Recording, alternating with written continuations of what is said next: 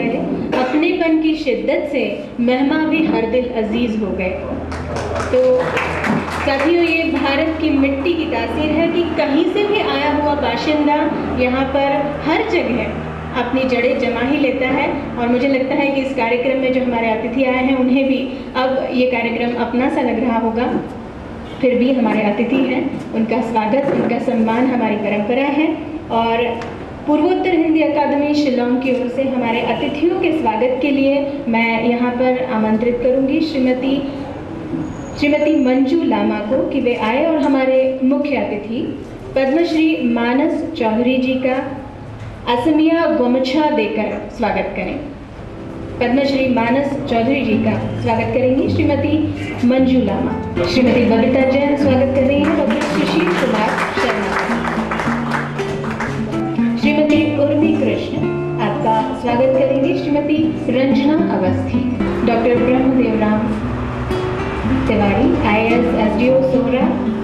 श्री विमल कुमार बजाज आपका स्वागत करेंगी श्रीमती रंजना अवस्थी। ओम प्रकाश भारती उप सचिव संगीत नाटक अकादमी, आपके स्वागत के लिए मैं निमंत्रित करूंगी श्रीमती मंजू लामा को। तो साथियों, स्वागत की इस भावभीनी बेला के बाद चलिए अब हम वंदन करते हैं उस आराध्या का जिसका श्वेत वर्ण विन्यास ही आज हम सभी को शब्दों की धवल चांदनी से जोड़े हुए हैं। श्वेत गरिमामय विन्यास में शाश्वत स्वरूपा वेदवाणी, ज्ञान देवी शुभ्र वसना, हंस वाहिनी देवी वीणा पाणी।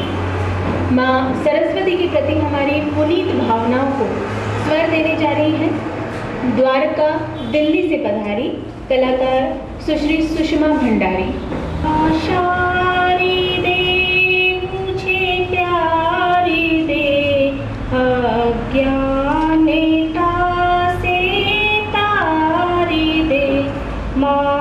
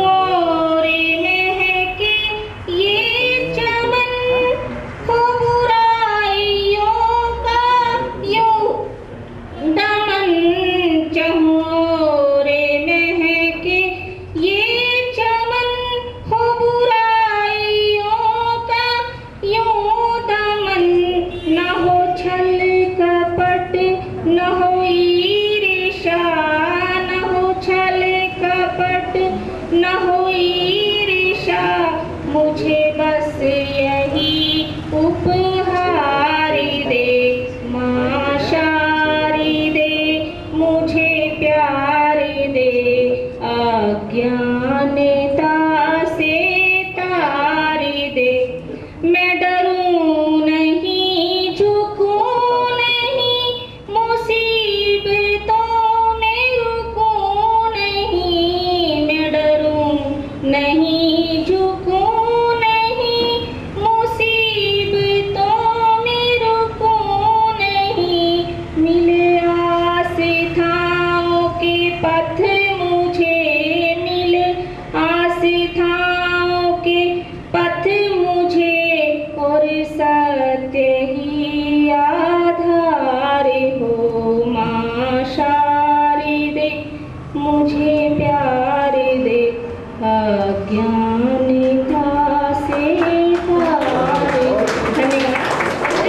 पारिवारिक आयोजन होता है, जैसे शादी विवाह की बात करें, तब सामान्यतः ये होता है कि हम रोज़ाना के दिनों में किसी भी व्यक्ति की शादी है या जिसके साथ आयोजन होना है, उसकी ज़रा ज़्यादा फिक्र करने लगते हैं।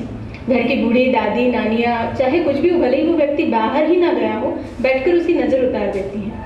तो शायद ऐसा ही कुछ विचार हमारे जो संचालक हैं, संयोजक हैं, उनके मन में आया कि हमारे सारे साथीगण यहाँ पर एकत्रित है, तो हमने माँ शारदा की स्तुति तो कर ली, लेकिन हाँ, हमें विघ्नहर्ता गणेश को भी तो मनाना है। तो गणेश वंदना हमारे बीच प्रस्तुत होगी और ये अभी अभी हमारे बीच में प्रस्तुत करने आ रही हैं श्रीमती संगीता शर्मा। वक्रतुंड महाकाय सूर्यकोटि समप्रभ निर्विघ्न कुरु मे देव सर्वकार्येषु सर्वदा। गाइए गणपति जगवंदन, गाइए गणपति जगवंदन, शंकर सुवन भवानी के नंदन, शंकर सुवन भवानी के नंदन। गाइए गणपति जगवंदन, गाइए गणपति जगवंदन। मोदक प्रिय मुझे मंगलदाता, मोदक प्रिय मुझे मंगलदाता, विद्यावारिधि बुद्धि विधाता, विद्यावारिधि बुद्धि विधाता। गाइए गणपति जगवंदन, गाइए गणपति जगवंदन। सिद्धि सदन गज वदन विनायक, सिद्धि सदन गज वदन विनायक, कृपा सिंधु सुंदर सब लायक, कृपा सिंधु सुंदर सब लायक। गाइए गणपति जगवंदन, गाइए गणपति जगवंदन। मांगत तुलसी दास कर जोरे, मांगत तुलसी दास कर जोरे, बसहु राम सिय मानस मोरे, बसहु राम सिय मानस मोरे। गाइए गणपति जगवंदन, गाइए गणपति जगवंदन। भावनाएं शब्दों के द्वारा हमारे बीच रखने के लिए अर्थात स्वागत भाषण देने के लिए आमंत्रित करूंगी श्री विमल कुमार बजाज को। नमस्कार। सबसे पहले मैं मंच पर आसीन हमारे सभी महानुभावों का स्वागत करता हूं एवं भारतवर्ष के कई राज्यों से आए हुए हिंदी प्रेमियों का स्वागत इस हरे भरे मेघालय राज्य में अपने हार्दिक अभिनंदन करता हूं। हमारे शिलोंग शहर के सभी हिंदी प्रेमियों एवं मातृभूमि के सपूतों आपका हार्दिक अभिनंदन करता हूं। सबसे पहले हमारे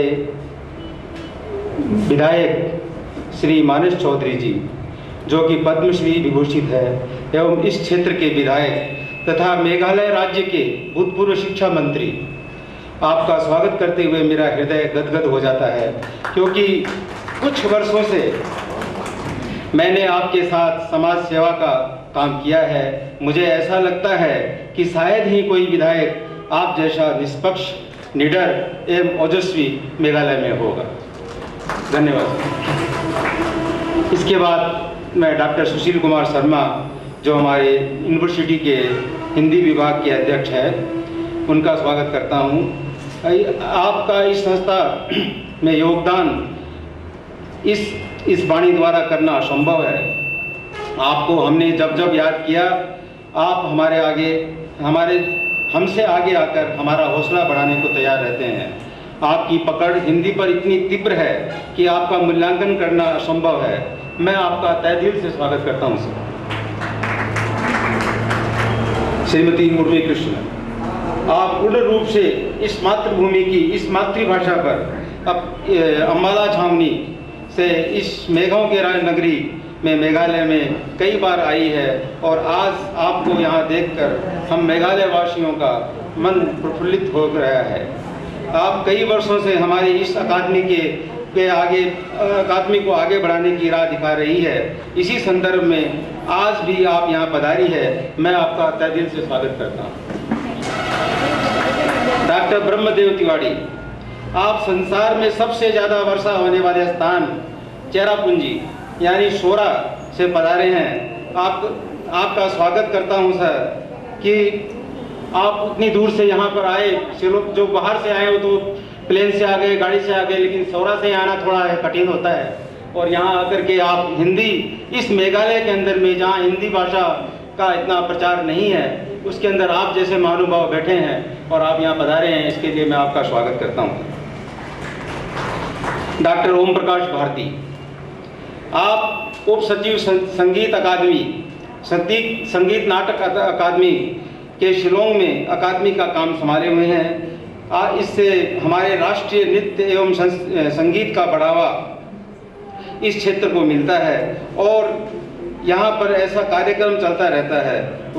यह राज्य सदैव कुशल रहेगा, ऐसा मेरा मानना है, क्योंकि जिस राज्य में संगीत गुनगुनाता रहे, नाट्य कर्म चलता रहे, वह राज्य कभी दुखारी नहीं रहता है, वो बराबर सुखी रहता है। और यहाँ की तो पर्यावरण और यहाँ की अवस्था ऐसी है कि आदमी अपने आप ही गुनगुनाने लगता है। ये तो हमारा हरा भरा, हमारा ये भाग्य है, सौभाग्य है कि हम ऐसी जगह में बैठे हुए हैं। शायद आपको भी, आप बाहर से आए हैं, आपको ऐसा लगता होगा कि एक धरती के स्वर्ग में आप यहाँ पर आए हैं। कश्मीर तो एक नाम का लिए स्वर्ग है, ये एक असली स्वर्ग यही है। इसे स्कॉटलैंड ऑफ ईस्ट भी कहते हैं। मेरा तो जन्म यहाँ हुआ है, मैं तो मानता हूँ कि ये बहुत ही सुंदर जगह है। और आप लोगों के मुख से भी ये सुनूंगा और ऐसा लगेगा मेरे को कि बिल्कुल मैं सत्य हूँ, ऐसा मैं सुनना चाहता हूँ। अकेला जी ने बिगुल बजाई हिंदी के प्रसार की, हम सब ने भी साथ निभाई भाषा के विकास की।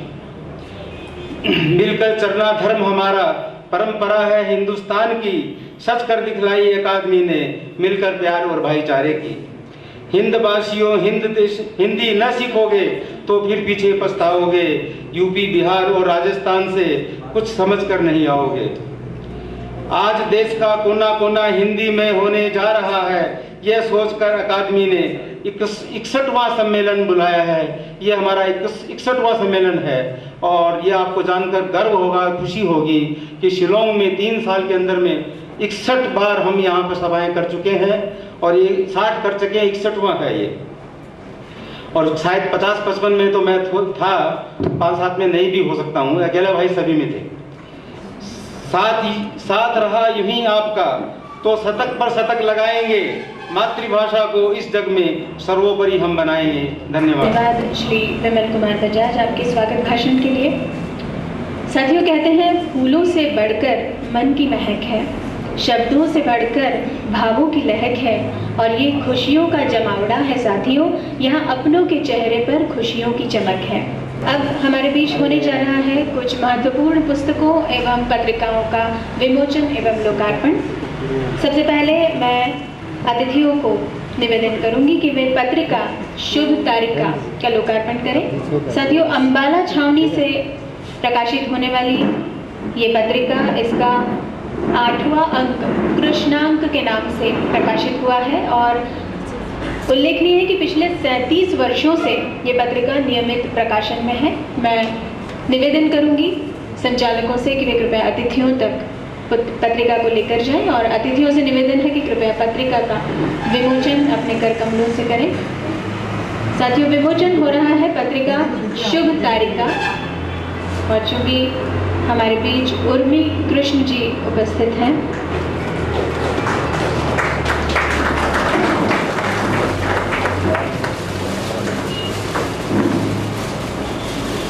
किसी भी पत्रिका के संपादक या पुस्तक के लेखक के लिए ये क्षण बड़ा सृजनात्मक होता है।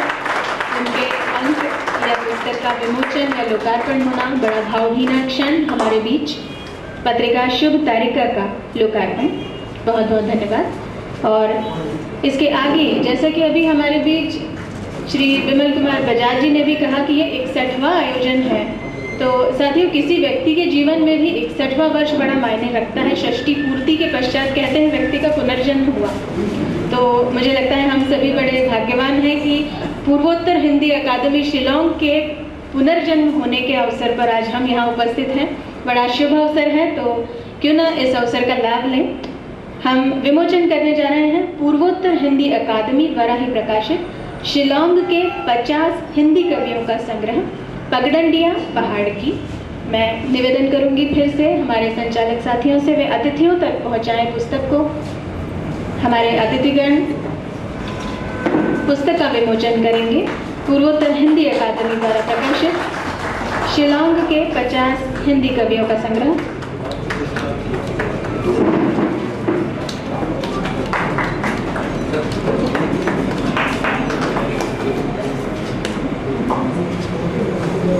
अभी हमारे बीच विमोचन हुआ शिलोंग के 50 हिंदी कवियों का संग्रह पगडंडिया पहाड़ की। इसके पश्चात कवि श्री संजीव सौरभ आपके काव्य संग्रह का विमोचन करने के लिए मैं आमंत्रित करूंगी हमारे समस्त अतिथियों को कि वे कृपया इसका विमोचन करें। काव्य संग्रह का शीर्षक है नारी हूँ मैं कौन। चूंकि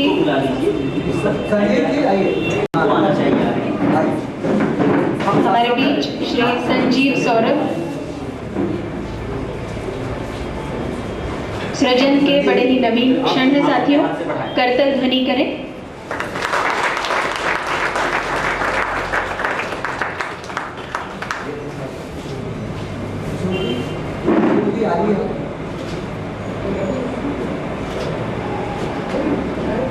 शशि आइए, शशि आप कार्यकारी संपादक संजीव ऐसे हो जाएगा फोटो।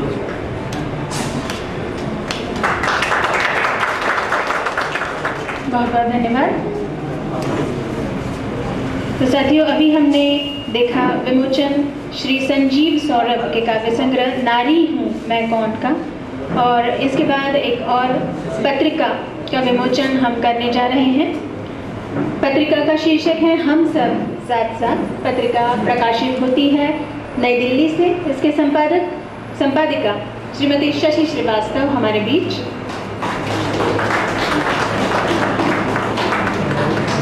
साथियों, ये मई जून का अंक है पत्रिका हम सब साथ साथ का, और पत्रिका का ये अंक केंद्रित है बचपन पर।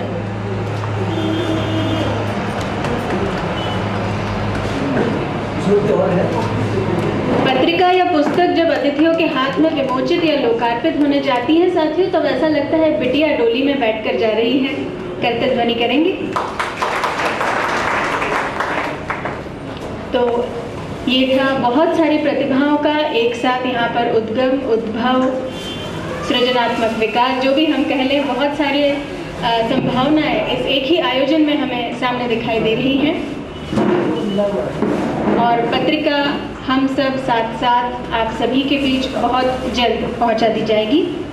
तो हम वापस लौटे हमारे कार्यक्रम के उस सूत्र पर जहां हम उसे छोड़ आए थे। मैं निवेदन करूंगी सुश्री उर्मी कृष्ण, निदेशक कहानी लेखन महाविद्यालय से, कि आप कृपया यहाँ आएँ और कहानी लेखन महाविद्यालय इसके विषय में एक परिचय दें, हमें इससे अवगत कराएं। चहकने लगे हैं उसमें परिंदे आज, चहकने लगे हैं उसमें परिंदे आज, वो जो एक पौधा कभी हमने लगाया था।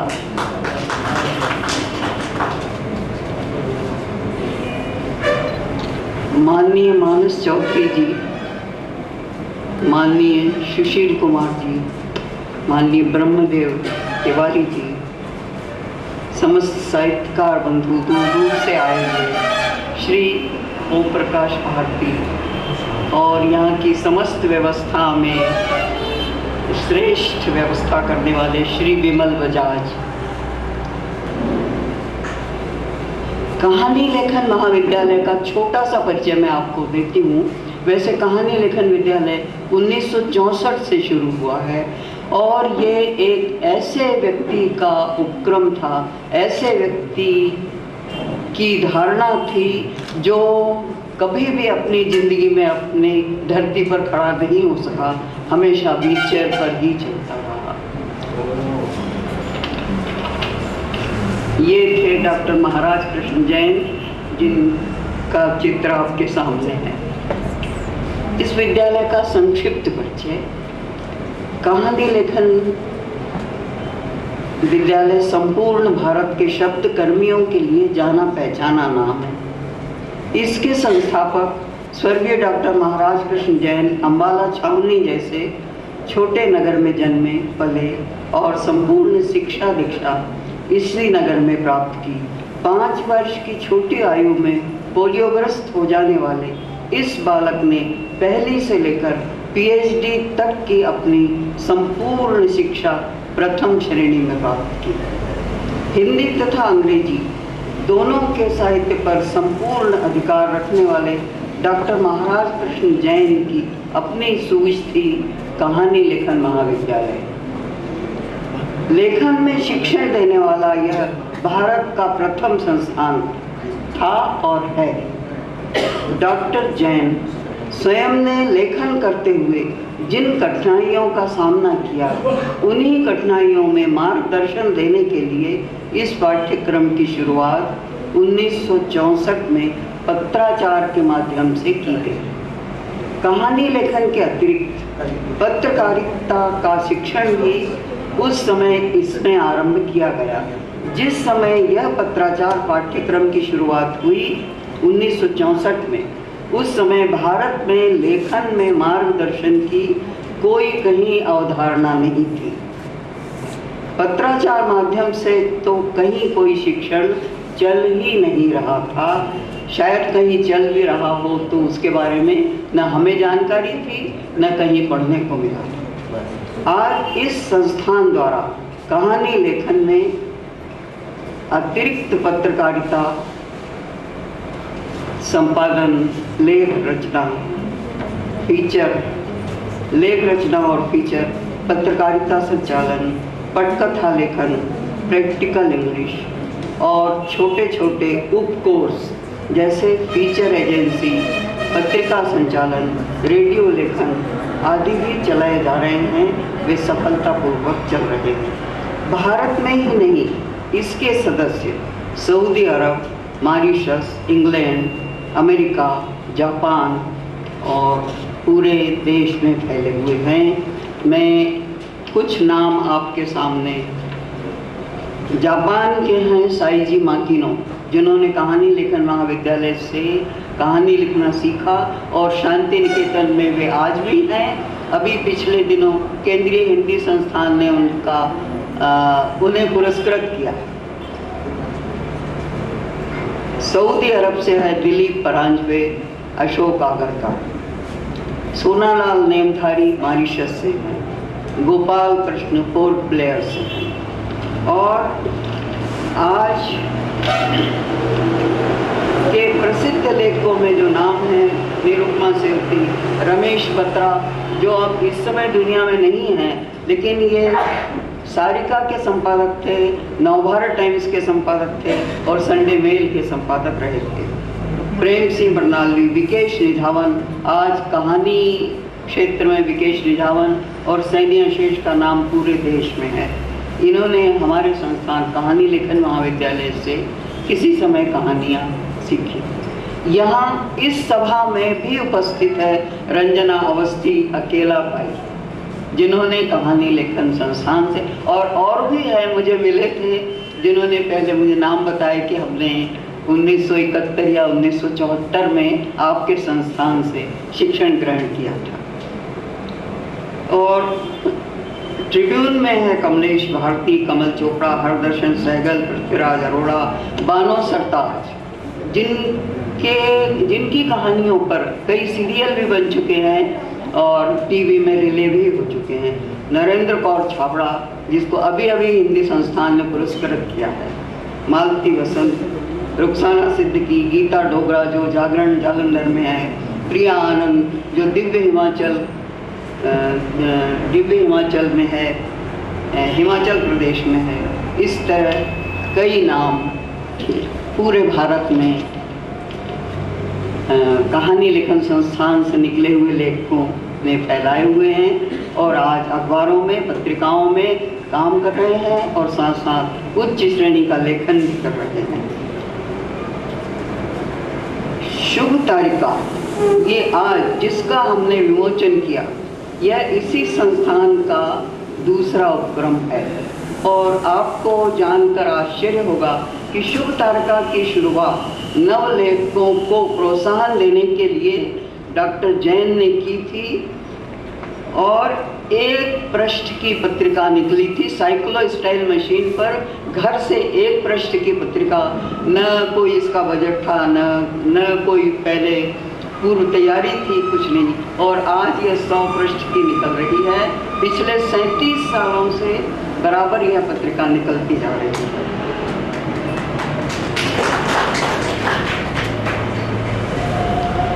कहानी लेखन महाविद्यालय संस्थान में एक बार देश के अलग अलग क्षेत्रों में लेखक मिलन शिविर, पत्रकारिता कार्यशाला का आयोजन करता है।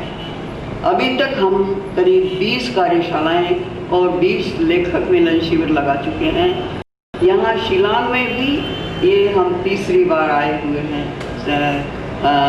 पूर्वोत्तर साहित्य अकादमी का सहयोग और यहाँ के लेखक, यहाँ की जनता, यहाँ के सहृदय और स्नेही लोगों का स्नेह हमें सदा मिलता रहा है। इसलिए मैं उन सब की बहुत बहुत धन्यवादी।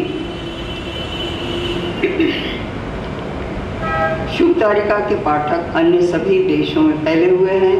साहित्यकार बंधु इसमें उत्साह से भाग ले रहे हैं और आप सभी जो भी लिखने वाले हैं उनका भी इस पत्रिका में स्वागत है।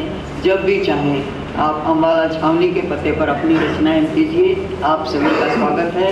धन्यवाद। यहाँ पर आमंत्रित करूंगी सुश्री सरला मिश्र को, आप यहाँ आए और डॉक्टर महाराज कृष्ण जैन आपके विषय में एक परिचय दें और हमें उससे अवगत कराएं। लगन, परिश्रम, निष्ठा, शायद ये बन गए हैं पर्याय डॉक्टर महाराज कृष्ण जैन की। तारीफ में जिनकी शब्द ही खो जाएं, तारीफ में जिनकी शब्द ही खो जाएं, कैसे करें तारीफ उनकी, आप ही बताएं। डॉक्टर महाराज श्री कृष्ण जैन, वैसे तो इनकी तारीफ में जितना भी कहा जाए कम है, लेकिन फिर भी इनकी कुछ उपलब्धियां कुछ पंक्तियों के रूप में मैं प्रस्तुत करना चाहूँगी। डॉक्टर जैन के बारे में कुछ भी कहना सूरज को दीपक दिखाने के समान है।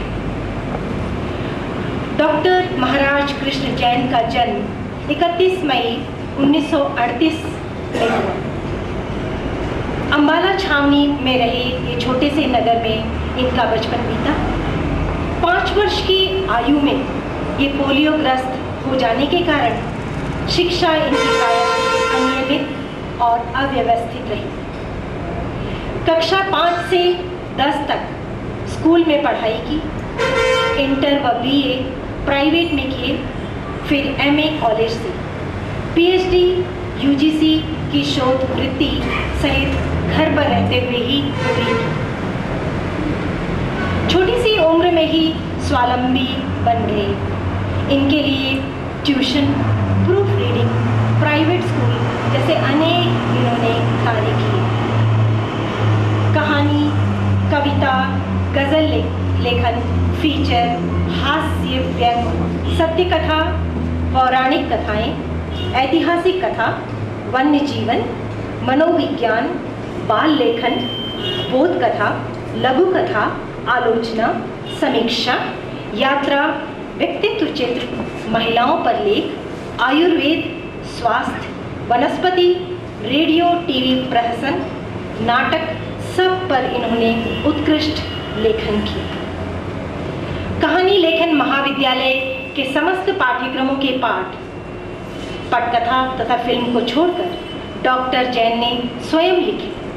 लगभग इसके 5000 पृष्ठ हैं। आज भी उनका लेखन कहानी लेखन महाविद्यालय के सदस्यों को मार्गदर्शन कर रहा है। सन 2001 में उनकी रचनाएं निरंतर शुभ तारिका में प्रकाशित हो रही है।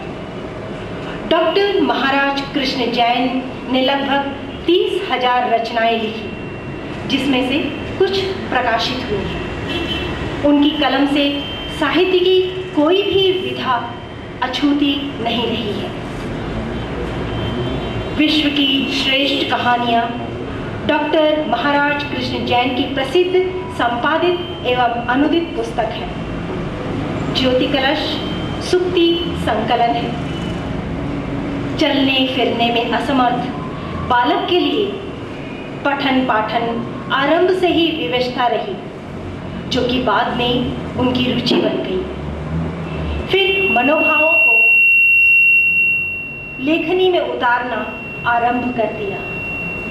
किसी भी प्रकार के मार्गदर्शन के बिना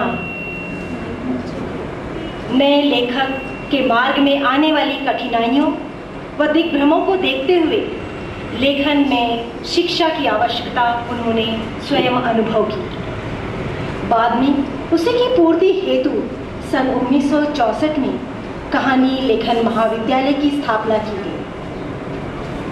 इसका आरंभ केवल कहानी कला के कोर्स से शुरुआत हुआ। बाद में पत्रकारिता और संपादन, पत्रिका संचालन, लेख और फीचर लेखन, पटकथा व टीवी लेखन, प्रैक्टिकल इंग्लिश तथा फीचर एजेंसी संचालन के कोर्स जोड़े गए। रचनात्मक लेखन